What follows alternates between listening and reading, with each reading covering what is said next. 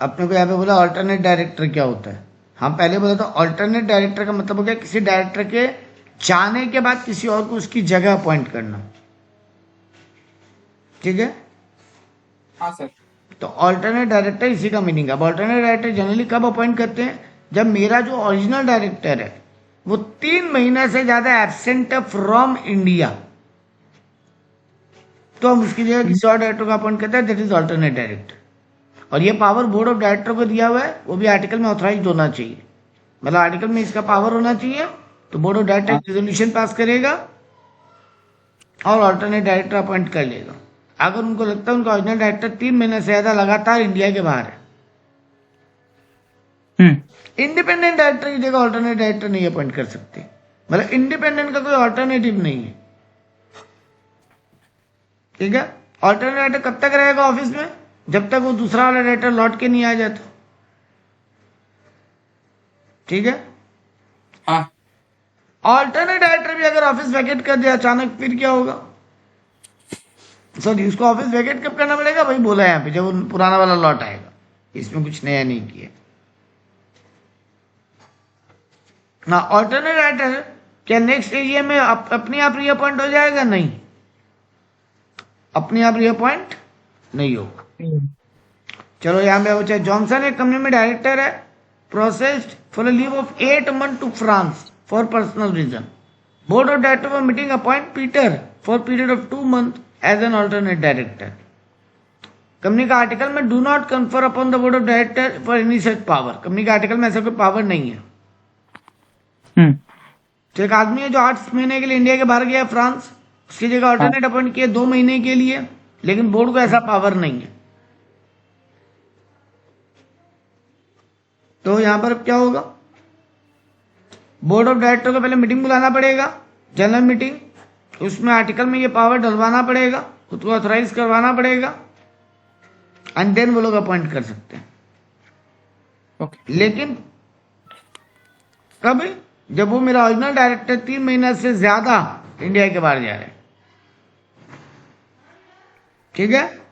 अब यहां पूछा है तो ये दिशा लिमिटेड को पहले बोर्ड ऑफ डायरेक्टर का एक मीटिंग बुलाना पड़ेगा, जहां पे ये ऑथराइजेशन पास कराना पड़ेगा। शेयर होल्डर का जनरल मीटिंग बुला के, तो पहले बोर्ड मीटिंग बुलाओ, उसमें ये रखो कि शेयर होल्डर का मीटिंग बुलाना है। शेयर होल्डर का मीटिंग बुला के वहां पे रिजोल्यूशन पास कराओ कि बोर्ड ऑफ डायरेक्टर को ये पावर है, और फिर board of director alternate director appoint कर सकते हैं।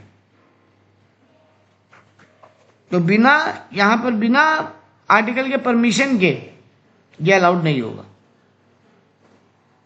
क्वेश्चन 2 पूछा इसी में, तुम्हारा आंसर अगर डिफरेंट होगा, if board appoint Peter for entire period of Johnson leave. Peter को तो 2 महीने के लिए अपॉइंट कर रहे थे ना, हाँ। और जॉनसन तो 8 महीने के लिए जा रहे, तो पूरा पीरियड के लिए पीटर को अपॉइंट किया जा सकता है। Answer will be same. Board को पावर होना चाहिए तभी कर सकता है, नहीं तो नहीं। किसको कितना दिन के लिए अपॉइंट करना है इसका कोई रूल ही नहीं है, कौन कितना दिन के लिए जा रहा है उसको लेकर रूल है। नेक्स्ट बोला तो board of director Goodwill wishes to appoint an alternate director on the company board in the absence of mister Prince director. Board एक गुडविल लिमिटेड का बोर्ड एक आदमी को अपॉइंट करना चाहता है ऑल्टरनेट डायरेक्टर में, क्योंकि एक पार्टनर एक डायरेक्टर लीव पे है। कंपनी का 2013 state that condition to be satisfied before the board appoint such director. क्या क्या कंडीशन सेटिस्फाई करना पड़ेगा तभी अपॉइंट कर सकता है। ऊपर जो पड़े वही पूरा ज्ञान। आर्टिकल्स में पावर होना चाहिए, नहीं है तो पहले आर्टिकल को अमेंड करो। ओरिजिनल डायरेक्टर 3 महीने से ज्यादा जा रहा है तभी अपॉइंट करो। इंडिपेंडेंट का ऑल्टरनेटिव नहीं हो सकता। कितना दिन के लिए पोस्ट पे रहेगा वही ज्ञान दे दिया। ठीक है। हाँ। नेक्स्ट,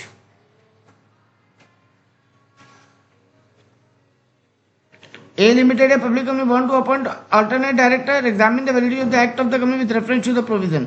D नाम का एक आदमी वो absent from India for a period of 2.5 months, उसका ऑल्टरनेट अपॉइंट हो सकता है क्या? नहीं, पहले तो बोर्ड मीटिंग बुलाना पड़ेगा। अरे नहीं रे बाबा, तुम ना मेन बात पे फोकस ही नहीं कर पा रहे देवराज। क्वेश्चन क्या मांगा है पहले वो तो पढ़ो। 2.5 month के लिए अपॉइंट करना चाहता है, नहीं हो सकता। नहीं, 2.5 month के लिए अपॉइंट करना चाहते तो लिखा ही नहीं है। डी एब्सेंट है 2.5 महीना के लिए,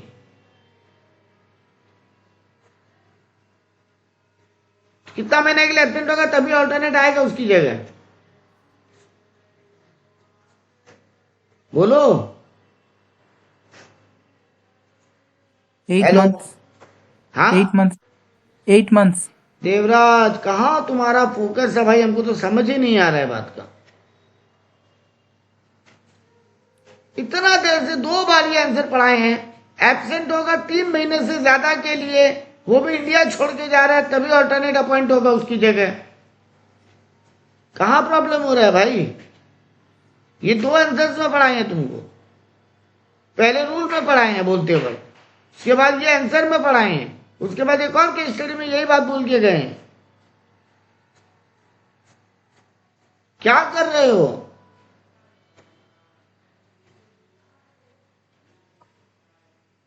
तीन महीने से ज्यादा तुम्हारा ओरिजिनल डायरेक्टर इंडिया के बाहर जा रहा है तो ही उसका किसी को अल्टरनेटिव अपॉइंट किया जा सकता है, ठीक है? हाँ. और वो कब तक रहेगा ऑफिस में? जब तक ओरिजिनल डायरेक्टर लौट के नहीं आ जाए, उससे ज्यादा के लिए अपॉइंट नहीं कर सकते, और इंडिपेंडेंट डायरेक्टर का ऑल्टरनेटिव नहीं हो सकता। बस इतना ही तो रूल याद रखना है इस पॉइंट पे। अब यहाँ क्या बोल रहे हैं, डी एक डायरेक्टर है जो एब्सेंट है इंडिया से फॉर 2.5 month, उसकी जगह एक ऑल्टरनेट डायरेक्टर अपॉइंट करने का प्रपोजल रखा गया है। नहीं कर सकते क्योंकि ओरिजिनल डायरेक्टर 3 महीने से ज्यादा इंडिया के बाहर जाएगा तभी अपॉइंट कर सकते हैं, ठीक है? हाँ sir. E a director was absent for 4 month, ई नाम का एक डायरेक्टर है वो 4 महीने के लिए एब्सेंट है, हाँ. उसका ऑल्टरनेट हो सकता है? हाँ हो सकता है. हाँ हो सकता है।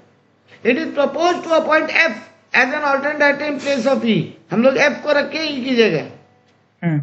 एफ ऑलरेडी एक ऑल्टरनेट डायरेक्टर का काम कर रहा है ए लिमिटेड में, ओके. किसी जी नाम का डायरेक्टर के लिए जो कि 5 महीने के लिए इंडिया से बाहर है। तो मेरी कंपनी में ई नाम का डायरेक्टर है, वो 4 महीने के लिए इंडिया से बाहर गया है, हम उसकी जगह एफ नाम का आदमी को रखना चाहते हैं।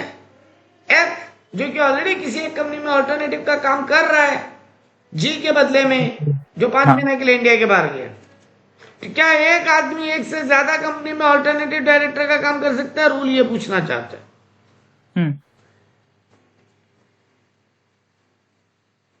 फिर क्या होगा? नहीं अपॉइंट कर सकते। एक आदमी एक ही कंपनी में ऑल्टरनेटिव डायरेक्टर का काम कर सकता है, वो ऑलरेडी जी के लिए कर रहा है तो यहाँ पे ई के लिए नहीं कर सकता। हाँ. पहला वाला मैं बोला डी 3 महीने के लिए एब्सेंट नहीं है इसलिए उसका ऑल्टरनेटिव नहीं हो सकता। नेक्स्ट पूछा, can the said appointment if permitted be pass by circular resolution, ये अपॉइंटमेंट के लिए क्या रेजोल्यूशन पास करना पड़ेगा? बोलो हाँ, ठीक है। कैजुअल वैकेंसी क्या होता है? कोई आदमी मर जाए या फिजिकली हैंडीकैप हो जाए, इसको बोलते हैं कैजुअल वैकेंसी। ओके. कोई कंपनी के प्रॉब्लम के कारण रिजाइन करके गया है, उसकी जगह किसी को हम अपॉइंट नहीं कर सकते, वो कैजुअल वैकेंसी नहीं है, ठीक है। मरे या फिजिकली हैंडीकैप हो जाए, देखो अगर अचानक से रिजाइन करके गया है, हो सकता है ना कंपनी में कुछ गड़बड़ मिला इसलिए रिजाइन किया है वो, हाँ. तो उसकी जगह कैजुअल वैकेंसी फिलअप नहीं हो सकता। फिर board meeting, director share holder का मीटिंग बुलाओ और उसी में डिसीजन पास करो। ओके. यहाँ पे बोला एक ब्राइट लिमिटेड बोल के कंपनी है, जहां पे डेथ हो गया मोहन का, after 3 months of his joining, वो कंपनी में 3 महीना से डायरेक्टर था और अचानक मर गया। कंपनी उसकी जगह सुमित को अपॉइंट करना चाहता है, लेकिन वो जनरल मीटिंग में शेयर होल्डर का अप्रूवल नहीं लिया इसको लेके। क्या कैजुअल वैकेंसी फिलअप करने के लिए कंपनी को शेयर होल्डर का अप्रूवल लेना पड़ेगा? नहीं, हम पहले बोल रहे हैं कैजुअल वैकेंसी बोलते किसको है? मरना या फिजिकली हैंडीकैप होना। हाँ. तो फिर कैजुअल वैकेंसी कंपनी डायरेक्टर लोग खुद से अपॉइंट कर सकता है, बाकी बोर्ड ऑफ डायरेक्टर लोग मिलके। लेकिन अगर वो मतलब क्या बोलते हैं, रिजाइन करके जा रहे हैं, तो शेयर होल्डर से अप्रूवल लेना पड़ेगा। तो ये मैंने पहले कैजुअल वैकेंसी का मतलब बताया। ड्यू टू डेथ, डिस्क्वालिफिकेशन, या कोई कंपनी एक्ट में फेलियर कर रहा है वो, तो उसकी जगह आप दूसरा को अपॉइंट कर सकते हो। ठीक है। उसके लिए शेयर होल्डर का अप्रूवल नहीं चाहिए। एक बार अपॉइंट कर लो, बाद में जनरल मीटिंग बुला के शेयर होल्डर को बता देना, या उनसे बाद में अप्रूवल ले लेना, पर पहले अप्रूवल का जरूरत नहीं है। ठीक है। हाँ सर। हाँ, तो यहां पर भी जरूरत नहीं है, बाद में बुला के बताना पड़ेगा। हाँ, यही है। यहां पे टॉपिक है appointment of director and nomination of director. Appointment होता है नया, ओरिजिनल डायरेक्टर हम अपॉइंट कर रहे हैं। Appointment director by nomination. ठीक है। और कैजुअल वैकेंसी मतलब कोई मर गया, रिजाइन कर गया, छोड़ गया, उसकी जगह अपॉइंट कर रहे हैं अचानक साल के बीच में। ठीक है। हाँ सर। तो यहाँ पे बोला अपॉइंटमेंट डायरेक्टर बाय नॉमिनेशन, मतलब कोई के बिहाफ में डायरेक्टर अपॉइंट कर रहे हैं। नॉमिनी डायरेक्टर पढ़ाया था ना कि एक कंपनी से हम लोन ले रखा है, एक बैंक से हम लोन ले रखा है, कोई गवर्नमेंट डिपार्टमेंट को लग रहा है मेरे यहाँ गड़बड़ है, उनके बिहाफ में एक आदमी कंपनी आके बैठ रहा है मेरी कंपनी में। हम बैंक से लोन लिया, बैंक का एक आदमी आके मेरी कंपनी में एज डायरेक्टर बैठ रहा है, तो उनका रिप्रेजेंटेटिव है नॉमिनी। हाँ, उसको बोलते हैं appointment bye nomination. But casual vacancy हम लोग अभी पढ़े हैं, डेथ, रेजिग्नेशन, डिस्क्वालिफिकेशन या फेलियर के कारण कोई आदमी अचानक हट जाए तो उसकी जगह पोस्ट को फिलअप करना। हाँ। नॉमिनी डायरेक्टर कौन अपॉइंट करेगा? वो जिसके बिहाफ में आ रहा वो लोग ही अपॉइंट करेगा। बट कैजुअल वैकेंसी खुद बोर्ड ऑफ डायरेक्टर अपॉइंट करेगा। हाँ। नॉमिनी डायरेक्टर कब तक रहेगा? जब तक उन लोगों का पूरा काम पूरा नहीं हो जाए। लोन लिया जब तक लोन चुका नहीं दे, हाँ। गवर्नमेंट को डाउट हो रहा है तो गवर्नमेंट का आदमी तब तक बैठेगा जब तक उनका वो डाउट क्लियर नहीं हो जाए। लेकिन casual vacancy sir next board meeting में आपको नया अपॉइंट करना पड़ेगा। ठीक है। जो यहाँ पे एग्जाम्पल भी बताया, आईडीबीआई, एलआईसी, यूटीआई, ये लोग सब लोन लेते हैं तो इनका आदमी आके हमारी कंपनी में बैठता है। और यहाँ पे एक एग्जाम्पल दिया, एक आदमी नॉर्मल कोर्स में मर गया, रिटायर हो गया, तो उसकी जगह दूसरा को लगा रहे।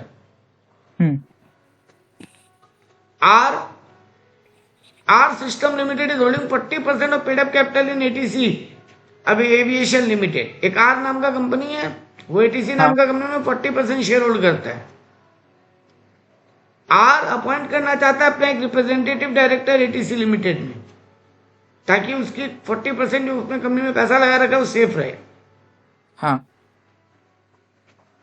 क्या ये अपॉइंटमेंट अलाउड होगा? क्या इसको नॉमिनी बोलते हैं? हाँ। थर्ड पार्टी के बिहाफ में कोई आगे बैठे वही नॉमिनी है। ठीक है। तो कोई फाइनेंशियल इंस्टीट्यूशन, कोई गवर्नमेंट डिपार्टमेंट या फिर कोई एज पर एग्रीमेंट आकर बैठे। ठीक है। ये तीनों को ही नॉमिनी बोलते हैं। गवर्नमेंट के बिहाफ में आए, कोई फाइनेंशियल इंस्टीट्यूशन से हम लोन लिए उनके बिहाफ में आए, या मेरा किसी कंपनी से कोई एग्रीमेंट हुआ उसके बिहाफ में आके बैठे। यहाँ पर क्योंकि हम उनसे 40% इन्वेस्टमेंट लिए हैं, वो लोग 40% पैसा लगाया मेरी कंपनी में, तो उनके बिहाफ पे नॉमिनी डायरेक्टर आ सकता है। ठीक है। हाँ सर। नेक्स्ट केस लो बोल रहा है डिस्क्वालिफिकेशन। कब कब एक डायरेक्टर डिस्क्वालिफाइड होगा अपने पोस्ट से? सर अनसाउंड माइंड हो, इंसॉल्वेंसी का केस चल रहा हो या इंसॉल्वेंट डिक्लेयर हो गया हो। अनडिस्चार्ज माने भी केस चल रहा है और एडजुडिकेटेड माने इंसॉल्वेंट हो गया, तो मतलब केस भी चल रहा है तो भी वो एक बार डायरेक्टर का पोस्ट से हट जाएगा। अनसाउंड माइंड हो गया तो भी हट जाएगा। कोई कोर्ट में ऐसा ऑफेंस में फंसा है जिसमें 6 महीने के ऊपर का जेल हो सकता है, तो फिर उसमें अगर 6 महीने के ऊपर का जेल हो गया उसको तो वो हट जाएगा और अगले 5 साल तक तुम्हारे यहाँ डायरेक्टर नहीं बन सकता। या फिर कोई ट्राइब्यूनल या कोर्ट बोला है कि इस आदमी को हटाओ तो हटाना ही पड़ेगा। हाँ कंपनी का शेयर खरीद के रखा है, कंपनी उससे कॉल मनी मांग रहा है, 6 महीना हो गया पैसा नहीं दे रहे, हटना ही पड़ेगा।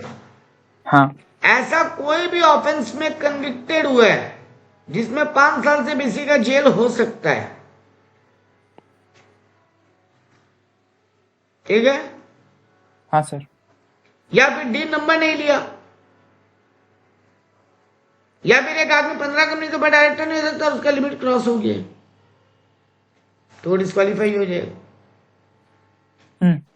इनके अलावा भी एक अच्छा लॉ है, लगातार 3 साल से वो कंपनी का एनुअल रिटर्न या फाइनेंशियल स्टेटमेंट फाइल ही नहीं कर रहा है, लगातार 3 साल कंटिन्यूअस है, मतलब 2 साल फाइल नहीं किया, तीसरा साल कर दिया, फिर 2 साल नहीं किया तो नहीं हटेगा। ओके। लेकिन लगातार 3 साल हो गया, कंपनी का एनुअल रिटर्न या फिर फाइनेंशियल स्टेटमेंट फाइल नहीं कर रहा है वो, या फिर लोन नहीं चुका रहे, डिविडेंड डिक्लेयर होने के बाद डिविडेंड नहीं चुका रहे, मतलब कंपनी का काम ठीक से नहीं कर रहा है वो, हाँ तो उसको हटा दिया जाएगा। और एक बार हटाएगा तो अगले 5 साल कभी नहीं आ सकता वो सेम कंपनी। एक बार कोई भी रीजन से डिस्क्वालीफाई होगा तो नेक्स्ट 5 ईयर नहीं आएगा, ठीक है। हाँ सर। यही रूल है।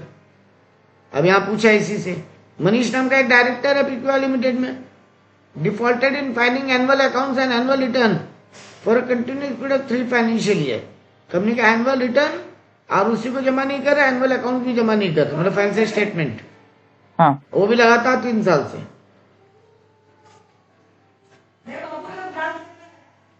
क्या होगा? तो फिर उसे हटाना पड़ेगा। हटाना पड़ेगा। यही रीजन पहले यहां बताया। अब पहला क्वेश्चन पूछा है, whether Manish can continue to be director of PQR limited, नहीं, ठीक है ना। जब वो यूवी लिमिटेड में भी डायरेक्टर है,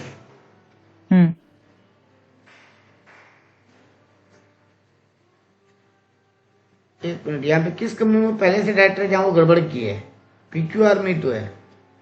हाँ मनीष से डायरेक्टर पीक्यूआर लिमिटेड। हाँ तो यूवी का नाम यहाँ पीक्यू आया। अच्छा वो 2 कंपनी में डायरेक्टर है, पीक्यूआर और यूवी। क्या वो पीक्यूआर में अब डायरेक्टर रह पाएगा? वो गड़बड़ तो पीक्यूआर में ही किया है ना, तो उसको हटना पड़ेगा। यूवी से यहाँ पे कोई मतलब नहीं है, यहाँ पे यूवी क्यों दिया हमको नहीं पता, बता रहे 2 कंपनी में है, तो उससे क्या होगा? गड़बड़ यहाँ किया उससे मतलब है ना।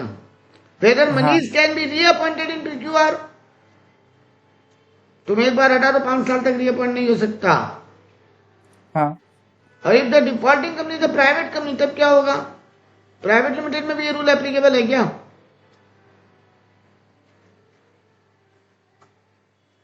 क्या लगता है?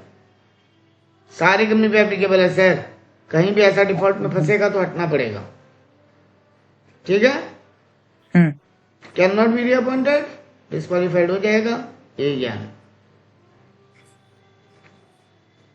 Mister x is the director of greenfield limited, he is man of wide knowledge of commercial matter, उसको बहुत सारा नॉलेज है। Company has not filed financial statement with ROC with ended 31 March 2014 and 15 and 16। Company लगातार 3 साल से annual return file नहीं किया, financial statement file नहीं किया, सॉरी। 2 चीज होता है, एनुअल रिटर्न और फाइनेंशियल स्टेटमेंट। फाइनेंशियल स्टेटमेंट हो गया तुम्हारा बैलेंस शीट पीएल, और एनुअल रिटर्न हो गया कंपनी में कोई भी चेंजेस हुआ, स्ट्रक्चरल चेंज, उसका डिटेल। हाँ लेकिन वो एनुअल रिटर्न फाइल किया है, ओके, फाइनेंशियल स्टेटमेंट फाइल नहीं किया। दोनों के बीच में एंड है कि और है, देखना पड़ेगा। देखो दोनों के बीच में एंड है कि और है, और तो एक भी फाइल में डिफॉल्ट हुआ तो हटना पड़ेगा। हाँ पहले यहां पे रूल बताया पूरा। हाँ तो इसको डिस्क्वालीफाई होना पड़ेगा क्योंकि वो फाइनेंशियल स्टेटमेंट फाइल नहीं किया। हाँ दोनों के बीच में और है, मतलब एक भी फाइल नहीं किया तो हटना पड़ेगा उसको। ठीक है, ओके। तो तुरंत अपना ऑफिस खाली करना पड़ेगा और वो अगले 5 साल तक दोबारा नहीं आ सकता। मेन चैप्टर खत्म हो गया, अब ज्ञानबाजी है। डायरेक्टर का ड्यूटीज क्या है? कंपनी के आर्टिकल्स के हिसाब से काम हो, गुड फेथ में काम करे, मतलब कोई भी गलत एक्टिविटी नहीं करे, अपना हाँ। ड्यूटीज को प्रॉपर केयर के साथ फुलफिल करे, मतलब नेग्लिजेंसी में काम नहीं करे, पूरा स्किल यूज करके काम करे, कोई ऐसा सिचुएशन में इन्वॉल्व नहीं हो जहां उसका कंपनी से अपने इंटरेस्ट का कोई कंफ्लिक्ट हो रहा हो, कोई अनड्यू एडवांटेज नहीं उठाए अपने पोस्ट का, अपनी जगह किसी और को काम नहीं दे, तो उसको जो डायरेक्टर का पावर मिला किसी और को नहीं दे। और अगर कोई भी रूल तोड़ेगा तो उसको 1 लाख से लेकर 5 लाख तक का फाइन हो सकता है। टाइम पास आंसर था।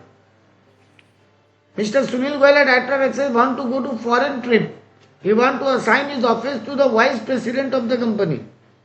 फॉरेन ट्रिप पे जाना चाहता है, अपना पोस्ट वाइस प्रेसिडेंट को देके, क्या दे सकता है? अभी तो बड़े, अपना पोस्ट किसी और को नहीं दे सकता हो। हाँ सर, नॉट असाइन। डायरेक्टर का वो अपनी मर्जी से पावर थोड़ी ना उसके पास कि मेरी जगह आज से, हम बोलेगा नीरज की जगह आज से अभिषेक सर डायरेक्टर, ये नहीं हो सकता। तो not allowed, can not assign. ठीक है, हाँ वो अल्टरनेट डायरेक्टर अपॉइंट कर जाए अपनी जगह, वो अलग बात है। हाँ, क्योंकि वो कितना दिन के लिए इंडिया के बाहर जा रहा है, नहीं यहाँ पे कोई लिखा नहीं है।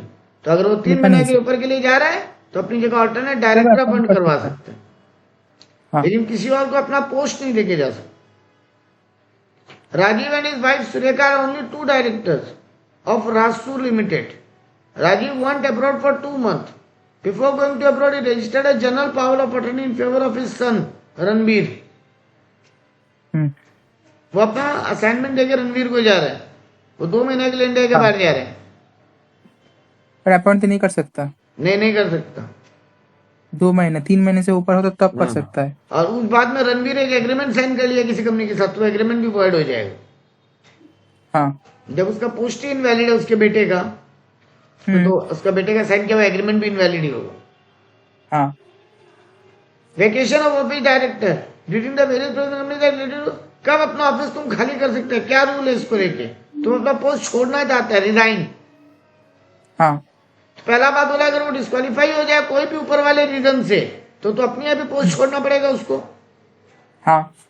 या लगातार 12 महीने से एक भी बोर्ड मीटिंग अटेंड नहीं की है तो भी पोस्ट छोड़ना पड़ेगा, बिना लीव का परमिशन के। डायरेक्टली या इनडायरेक्टली कोई ऐसा कॉन्ट्रैक्ट में आ गया जिसमें वो इंटरेस्टेड है, ओके, तो उसको पोस्ट छोड़ना पड़ेगा।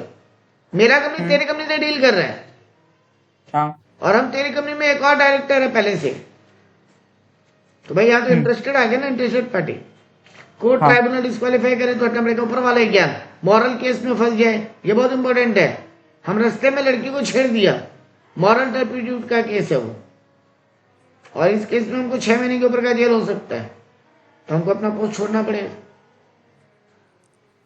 ठीक है, वही वाला ज्ञान को रिपीट किया जो ऊपर पढ़े थे ना डिस्क्वालिफिकेशन में। पेनल्टी का भी पढ़े थे, 1 लाख से लेकर 5 लाख तक का फाइन, वो सब ज्ञान वापस लिखा है। मोटा मोटी ये चैप्टर हो गया। अब ज्ञानबाजी है इस चैप्टर में। 5 board meeting were held in Asha limited during the period from January to June. January to June में 5 बार बोर्ड मीटिंग हुए 2016 में। राजीव जो कि एडिशनल डायरेक्टर है, attended none of this meeting. वो कोई भी अटेंड नहीं किया मीटिंग पूरे साल में, जनवरी से जून में, तो 6 महीने में। Okay. For the first 2 meeting वो लीव मांग चुका था कंपनी से, लेकिन उसके बाद का वो इन्फॉर्म नहीं किया। बाकी मीटिंग के बारे में कुछ नहीं बताया, मतलब पहले से कुछ इन्फॉर्म नहीं किया। क्या वो डिस्क्वालीफाइड होगा? डिस्क्वालीफाई तो 12 मंथ में होता होना। नहीं होगा सर। भी विदाउट लीव वो कोई भी मीटिंग अटेंड नहीं किया। वो यहाँ पे 2 मीटिंग के बारे में तो बोल के गया ही था। हाँ, और तो वैसे भी 12 महीना नहीं हुआ, और वैसे भी 2 मीटिंग के लिए बोला है, तो उसको अपना ऑफिस खाली नहीं करना पड़ेगा, मतलब उसको रिजाइन नहीं करना पड़ेगा। ओके, ठीक है। हाँ सर। अब कब रिजाइन कर सकता है खुद से रिजाइन करने का एक ही रूल है कि कंपनी को टाइम देके रिजाइन करो, ताकि कंपनी तुम्हारी जगह किसी और को अपॉइंट करने का प्लानिंग कर सके, बस। और कोई रूल नहीं है। और आरओसी को 30 डेज में बता दो कि डायरेक्टर रिजाइन कर दिए। तुम जिस दिन नोटिस दिए या जिस दिन नोटिस का डेट लिखा हुआ है, विच एवर इज लेटर से तुम्हारा रेजिग्नेशन बन जाएगा। नोटिस में 5 जनवरी का डेट लिखा है, हाँ, बट नोटिस हम दिए 8 जनवरी को। दोनों में लेटर कौन? 8। हाँ, तो 8 को मेरा रेजिग्नेशन माना जाएगा। ओके। हम नोटिस दिया है 5 तारीख को, नोटिस में डेट लेके लिखा है 8 जनवरी से हम रिजाइन कर रहे हैं, तो भी 8। हाँ, दोनों में जो बात का डेट है, जिस दिन नोटिस दिया और जो डेट नोटिस में लिखा है, दोनों में जो बात का डेट है उस दिन से मेरा रेजिग्नेशन माना जाएगा। ठीक है। अगर डायरेक्टर रिजाइन कर रहा है तो यहाँ पे सेंट्रल गवर्नमेंट को बताना पड़ेगा, क्योंकि हो सकता है उसको कोई फ्रॉड मिला इसलिए वो छोड़ के जा रहे हैं। तो यहाँ पे एक काम का बात है, DIR 12 का फॉर्म भरेगा कंपनी और उसी को बता देगा वो 30 डेज के ऊपर जो नियम बताया था। हाँ, ये कौन भरेगा फॉर्म? कंपनी। DIR 12 कंपनी भरेगा, ठीक है। हाँ, और DIR 11 डायरेक्टर भरेगा। मतलब 2 फॉर्म भरा जाएगा आरओसी को, 11 और 12। 11 डायरेक्टर भरा, 12 कंपनी। दोनों इन्फॉर्म कर रहे हैं कि डायरेक्टर चला गया। हाँ, smart a director verbally resign from his office. Verbally, मुंह से बोल के रिजाइन कर गया। ओके। क्या कोई डायरेक्टर वर्बली रिजाइन कर सकता है? नहीं। नहीं, रेजिग्नेशन को राइटिंग में देना पड़ेगा, तभी रेजिग्नेशन वैलिड माना जाए, है ना। क्योंकि तभी DIR 12 DIR 11 भरा जाएगा, क्योंकि जब भरोगे तो रेजिग्नेशन का कॉपी भी तो डालना पड़ेगा ना बेटा। Yes sir. आरओसी को खाली फॉर्म फिलअप करने से थोड़ी ना होता है। नेक्स्ट बोला the chairman of MD of progressive limited resigned on 6 May 2023, but the company filed DIR 12 with ROC on 15 March 2016। वो रिजाइन कर दिया 6 मई को। आरओसी को जो फॉर्म फाइलिंग हुआ DIR 12 कंपनी के थ्रू, वो 15 मार्च को फाइल हुआ है। और कंपनी इस बीच में बहुत सारा चेक इशू कर दिया इन्वेस्टर्स को, जहां पे वो डायरेक्टर का साइन है, और वो चेक सारे बाउंस हो गए। क्या डायरेक्टर का लायबिलिटी होगा वो बाउंस चेक के लिए? रेजिग्नेशन किस दिन से माना जाएगा ये पूछना चाह रहा है। ओके, बोलो क्या लगता है? सर रिजाइन तो किया 6 मई को। हाँ, वहीं से रेजिग्नेशन मान लेंगे ना। आरओसी को कब इन्फॉर्म किया वो थोड़ी ना पड़े थे कहीं पे। कंपनी लेट इन्फॉर्म किया, उसमें कंपनी का गलती है। यस। हाँ, एग्जैक्टली, ठीक है ना। हाँ, क्योंकि वो 6 में को रिजाइन कर दिया तो वो लायबल नहीं है किसी भी ट्रांजेक्शन के लिए। ओके। कंपनी आरओसी को इन्फॉर्म किया, उससे क्या मतलब है? नोटिस में डेट कब लिखा, नोटिस कब दिया, बस वही मतलब रखता है। एक पब्लिक लिमिटेड कंपनी है, certain director guaranteed the company, वो कंपनी के बिहाफ में गारंटी दे के रखा है। ओके। और अब वो रिजाइन कर रहा है, अब उसके गारंटी का क्या होगा? गारंटी सर, जिस बैंक को गारंटी दिया है कंपनी के बिहाफ में, वो गारंटी उसको अब हटवाना पड़ेगा, क्योंकि रेजिग्नेशन के बाद गारंटी का कोई वैलिडिटी नहीं रहता। हम तेरी कंपनी में डायरेक्टर है, तेरा कंपनी को बैंक से लोन मिलने वाला था, हम तेरी कंपनी में बैठ के बोला था कि ठीक है बैंक को कि हम गारंटी देते हैं इस कंपनी के बिहाफ में। बैंक मेरे गारंटी पे लोन दे दिया। हाँ।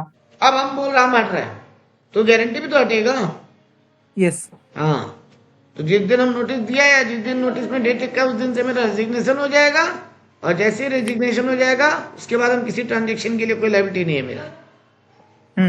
पर ये बात बैंक को इन्फॉर्म करना पड़ेगा, क्योंकि गारंटी का बॉन्ड साइन किया हुआ है मेरा। अगर वो बिना बैंक को नोटिस दिए गया तो वो लायबल होगा, फिर वो ये नहीं पूछ सकता हम क्या करें। ठीक है। हाँ सर।